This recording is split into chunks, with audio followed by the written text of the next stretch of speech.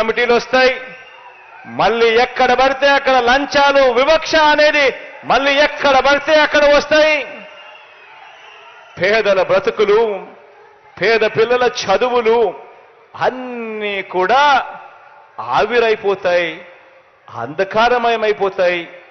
పేదల భవిష్యత్ బాగుపడే పరిస్థితి నుంచి పూర్తిగా అన్యాయమైపోయే పరిస్థితి ఉంటుంది అన్నది మాత్రం ఖచ్చితంగా అందరూ కూడా గుర్తెరగమని చెప్పి సవినయంగా కోరుకుంటూ ఇక బటన్ నొక్కే కార్యక్రమానికి శ్రీకారం చుడతా ఉన్నాను.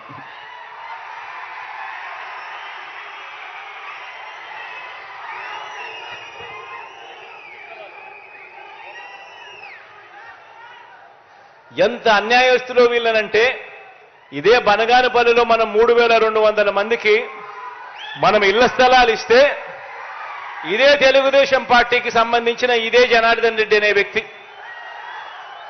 ఏకంగా కోర్టుకు పోయి చంద్రబాబు నాయుడు గారు కోర్టుకు పోయి వీళ్లకు ఇళ్ల స్థలాలు ఇస్తే ఎక్కడ జగన్కు మంచి పేరు వస్తుందో, ఎక్కడ రామిరెడ్డికి మంచి పేరు వస్తుందో అని ఏకంగా ఇంటి స్థలాలు ఇవ్వకూడదని చెప్పి కోర్టుకు పోయి కేసులు వేసి అడ్డుకుంటా ఉన్న పరిస్థితి కూడా ఇదే బనగానపల్లిలోనే మనకు కనిపిస్తా ఉంది.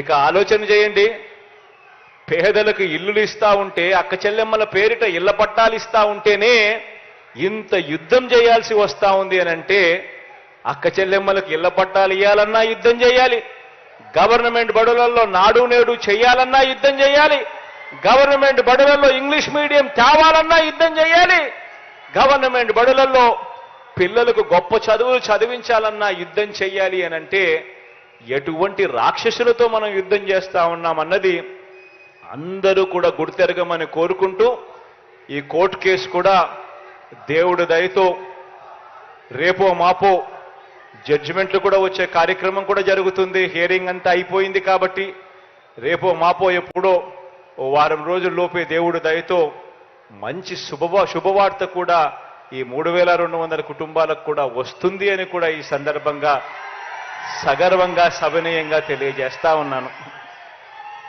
మంచి జరిగిచ్చేదానికి ఎప్పుడు మీ బిడ్డ మీకు అండగా తోడుగా ఉంటాడని తెలియజేస్తూ సెలవు తీసుకుంటా ఉన్నాను.